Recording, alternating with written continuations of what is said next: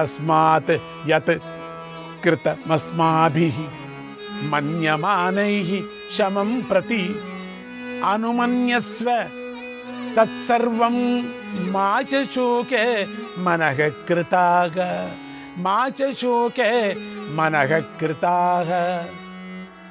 కనుక శాంతిని స్థాపించాలనే ఉద్దేశంతోనే మేము యుద్ధాన్ని చేశాం, ఇంతగా పోరాడాం, ఇంతగా చెడును నాశనం చేశాం, అందులో ప్రాణ నష్టం చేయక తప్పలేదు. అందుకని నీ మనస్సును శోకంపై నిలపవద్దు అని ధృతరాష్ట్రుని ఓదార్చాడు అని శ్రీకృష్ణుడు చెప్పాడని చెప్తున్నాడు వైశంపాయనుడు. శ్రీకృష్ణాయ పరమాత్మనే నమః. 13వ అధ్యాయం. వైశంపాయన మహర్షి జనమేజయుడికి ఇలా చెప్తున్నాడు, మహారాజా, ఆ తరువాత పరిచారకులు శోషక్రియను ఆచరించాలని ధృతరాష్ట్రుడి వద్దకు వచ్చారు. శోషక్రియ ముగిసింది. ఆ తర్వాత శ్రీకృష్ణుడు ధృతరాష్ట్రుడితో ఇలా అన్నాడు, ఓ మహారాజా, నువ్వు వేదం చదువుకున్నావు, శాస్త్రాలు చదువుకున్నావు, పురాణాలన్నీ పఠించావు, రాజధర్మాలను విన్నావు, నువ్వు పండితుడు, బుద్ధిమంతుడవు, బలాబలాలను తెలుసుకోవటంలో సమర్థుడవు. అయితే నీ తప్పు వల్లనే ఇంతగా నాశనం జరిగింది. కొనాలో కూడా తప్పు చేశావే, నువ్వు ఏముండొచ్చు నీ కథ. కనుక నువ్వు ఎందుకు కోపిస్తున్నావు? ఆనాడు నేను భీష్ముడు, ద్రోణుడు, విదురుడు, సంజయుడు నీకు మంచి మాటలు చెప్పాం. కానీ నువ్వు ఆ మాటలను వినలేదు, ఆచరించలేదు. పాండవులు బలశౌర్యాలతో అధికులని నీకు తెలుసు. మేము నివారిస్తున్నా నువ్వు నా మాటలను వినలేదు. నువ్వు రాజాహి యస్థిర ప్రజ్ఞః, రాజాహి యస్థిర ప్రజ్ఞః స్వయం దోషాన వేక్షతే, స్వయం దోషాన వేక్షతే. దేశకాల విభాగంచ, దేశకాల విభాగంచ పరం శ్రేయస్స విందతి, పరం శ్రేయస్స విందతి. స్థితప్రజ్ఞుడైన రాజా, ఆ రాజు తన దోషాలను, దేశకాల విభాగాలను గ్రహించాలి. గ్రహించగలిగితే గొప్ప శ్రేయస్సును పొందుతాడు. ఉచ్యమానస్తు యశ్రేయక, ఉచ్యమానస్తు యశ్రేయక గృహీతేనో హితాహితే.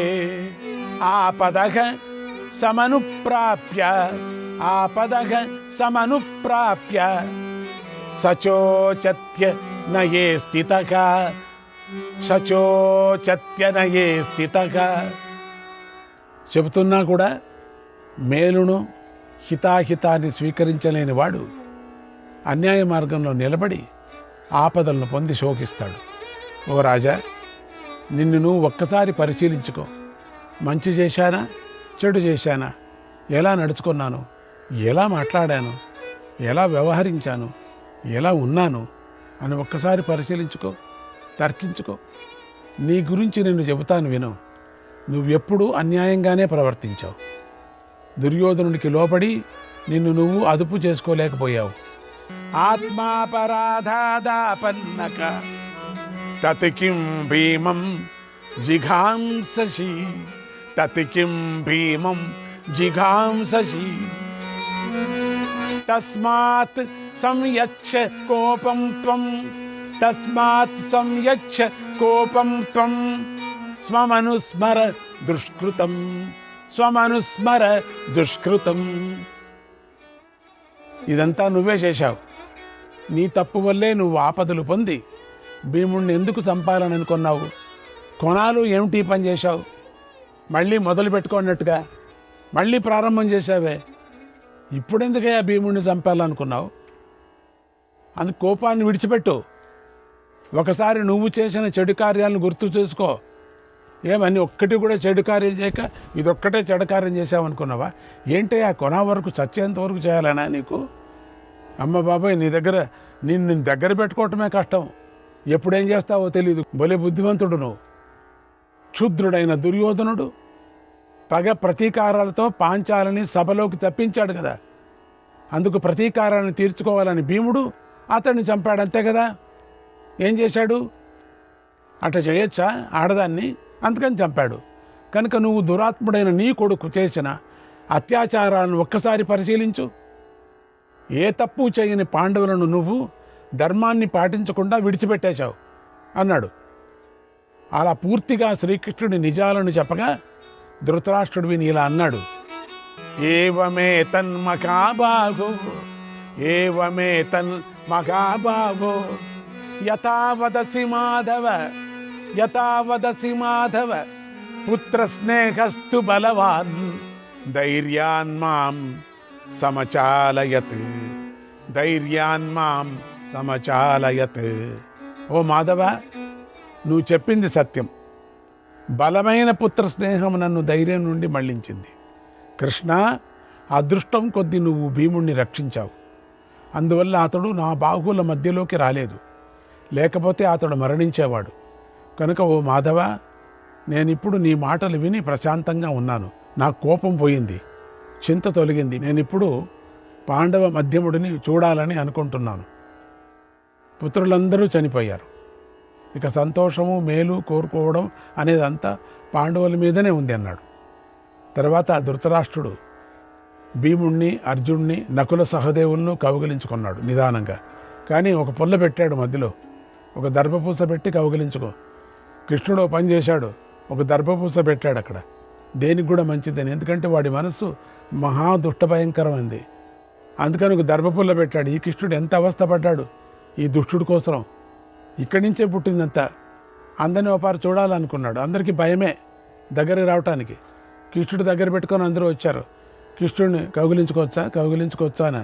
ఏం పర్వాలేదు, దర్భపుల్ల పెట్టండిలే, కౌగిలించుకో. ఒక దర్భపుల్ల పెట్టాడు. ఏం చేయదు అది. ఇక్కడ మహత్తరమైన శక్తి అది. అందుకని ఎవరు ఏం చేయలే అక్కడికి. ఎవరిని ఏం చేసేవాడో తెలియదు కదా. ఒక్కొక్క పుత్రుడిని అనుకోవటం, ఒక్కొక్క పుత్రుడిని ఒక్కొక్కడిని చంపటం, అట్లా చేసుకున్నాడు. నిదానంగా అందరినీ కూడా కాస్త కౌగిలించుకున్నాడు, వారిని ఓదార్చాడు. మీ అందరికీ శుభం కలుగుగా కానీ దీవించాడు అన్నాడు వైశంపాయన మహర్షి. శ్రీకృష్ణాయ పరమాత్మనే నమః. 14వ అధ్యాయం. వైశంపాయన మహర్షి జనమేజయుడికి ఇలా చెప్తున్నాడు, మహారాజా, ఆ తరువాత పాండవులందరూ ధృతరాష్ట్రుడి అనుమతి తీసుకొని కృష్ణుడితో కలిసి గాంధారీదేవి వద్దకు వెళ్ళారు. ఆ గాంధారీదేవి పతివ్రత. ధర్మరాజు శత్రు సంహారం చేసి తన వద్దకు వచ్చాడని ఆమె గ్రహించింది. పుత్రశోకంతో దుఃఖిస్తూ దీనురాలైపోయింది. ధర్మరాజును శపించాలనుకుంది. శోక తీవ్రత ఎంత గొప్పగా ఉంటుందో చూడండి. కృష్ణుడు ఎంతగా చెప్పినా కూడా గాంధారి శాంతించలేదు. అప్పుడే కృష్ణుడు ధృతరాష్ట్రుడిని శాంతిపరిచాడు. అంతలో గాంధారి పాండవులపై కోపించింది. వీళ్ళంతా కోపం వాళ్ళే వీళ్ళిద్దరూ. ఆమెలో కోపం బగ్గుమంటుంది. ఇలా పాండవులకు మళ్ళీ కష్టం వచ్చి పడింది. ధర్మాత్ములకు అడుగడుగునా కష్టాలే. ధర్మాత్మలను మహాత్ములే కాపాడుతారు. ఈసారి వ్యాసభగవానుడు పాండవులను కాపాడాడు. గాంధారి దగ్గర తానున్నాడు. వ్యాసభగవానుడికి కృష్ణుడికి తెలుసు వీళ్ళ మాయ. అందుకని జాగ్రత్తగా నేను అక్కడ ఉంటాను, నువ్వు ఇక్కడ ఉండు అని చెప్పి వాళ్ళే మాట్లాడుకున్నారు. దుష్టులు వీళ్ళిద్దరూ. ఏం చేసేది? గాంధారికి పాండవుల విషయంలో పాప సంకల్పం కలిగిందని గ్రహించాడు. వెంటనే ఆయన గంగా పుణ్యజలాన్ని ఆచమనం చేసి మనోవేగంలో అక్కడికి వచ్చేశాడు. దివ్యేన చక్షుషా పశ్యన్ మనసా తద్గతేన చ సర్వప్రాణభృతాం భావం సతత్ర సమబుధ్యత. ఆ వ్యాస భగవానుడు దివ్య దృష్టితో తదేక మనస్సుతో ధ్యానం చేసి సకల ప్రాణుల మనస్సులోని భావాన్ని గ్రహించగలడు. ఆయనకేమి? కృష్ణుడే కదా. వ్యాసాయ విష్ణురూపాయ వ్యాసరూపాయ విష్ణువే నమో వై బ్రహ్మనిదే వాసిష్ఠాయ నమో నమ. ఆ స్వరూపమే కదా, ఆయనే కదా విష్ణువే ఆయన కదా, వ్యాసుడే కదా విష్ణువు. అందుకని ఆయన దివ్య దృష్టి బాగా తెలుసు. ఇద్దరే ఫస్ట్ క్లాస్గా ఆయన హితాన్ని ఉపదేశిస్తాడు. తగిన వేళలో తన కోడలైన గాంధారి దగ్గరికి వచ్చాడు, పరిగెత్తుకొని వచ్చాడు. శపించాలనుకున్న ఆమె మనస్సును మార్చి శాంతిని బోధిస్తూ ఇలా అన్నాడు, ఓ గాంధారి, పాండవులపై కోపించకు, శాంతించు. నీ కంటి గుడ్డలు విప్పద్దు, జాగ్రత్త. శాప వాక్యాలను అణుచుకో, లోపలున్నాయి, నీకు వస్తున్నాయి. నా మాటను విను. జయాన్ని కోరుతున్నటువంటి నీ కుమారుడు 18 రోజుల నుండి ప్రతిరోజు నీతో ఇలా అన్నాడు, అమ్మా శత్రువులపై యుద్ధానికి వెళుతున్నాను, నాకు మేలు కలగాలని దీవించు అన్నాడు. అప్పుడు నువ్వు జయాన్ని కోరుకుంటున్న నీ పుత్రుడితో ప్రతిరోజు కూడా యతో ధర్మస్తతో జయః, యతో ధర్మస్తతో జయః ఏమన్నావు నువ్వు? ధర్మం ఉన్న వైపే గెలుపు ఉంటుంది అనే దీవించావు కదా.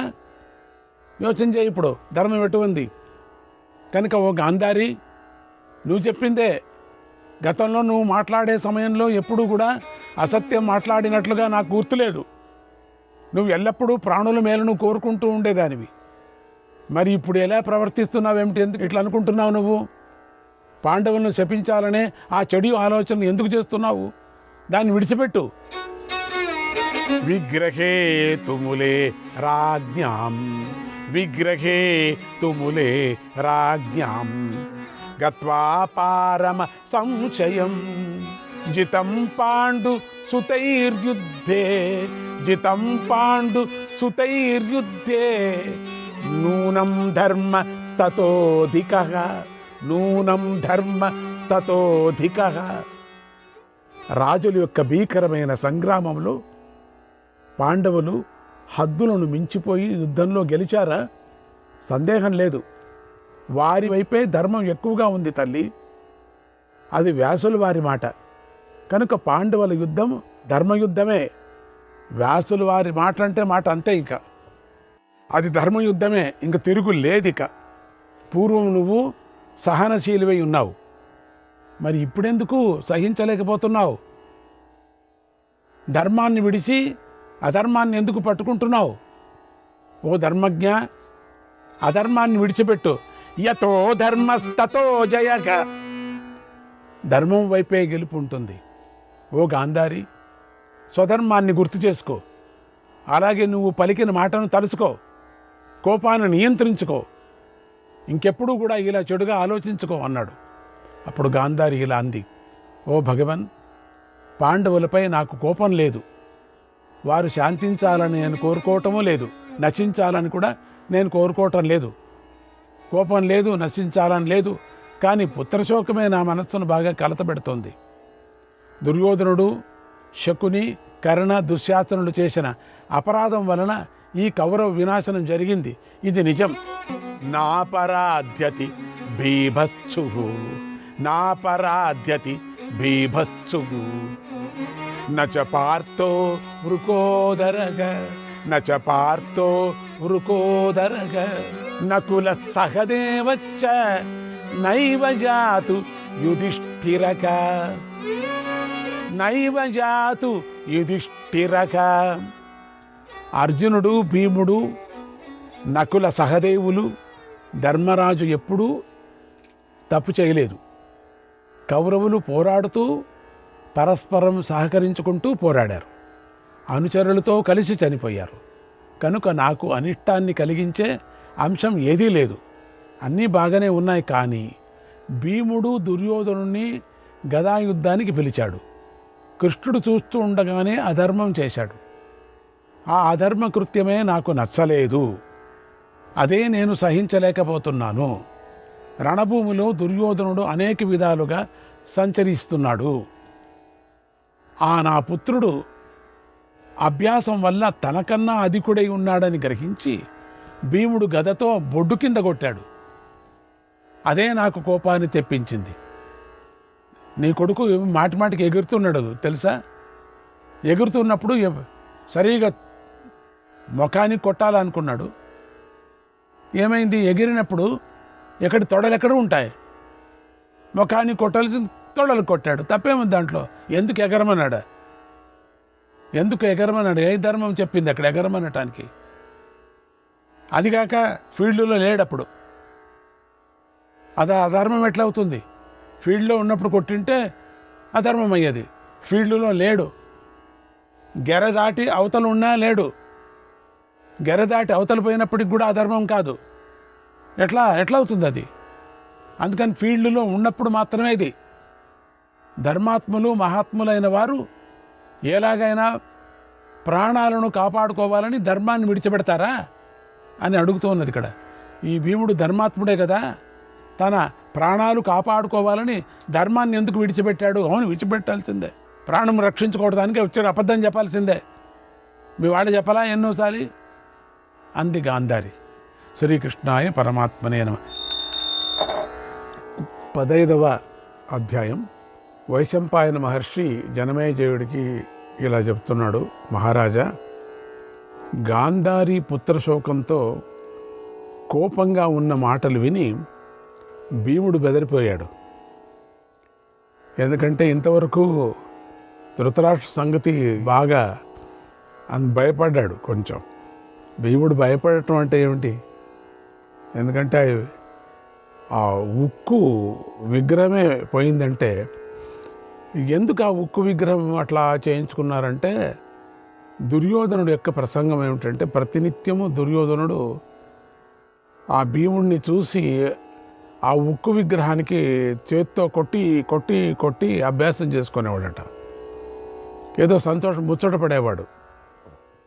ఆ లోహ విగ్రహాన్ని, భీముడి యొక్క లోహ విగ్రహాన్ని కొట్టి కొట్టి.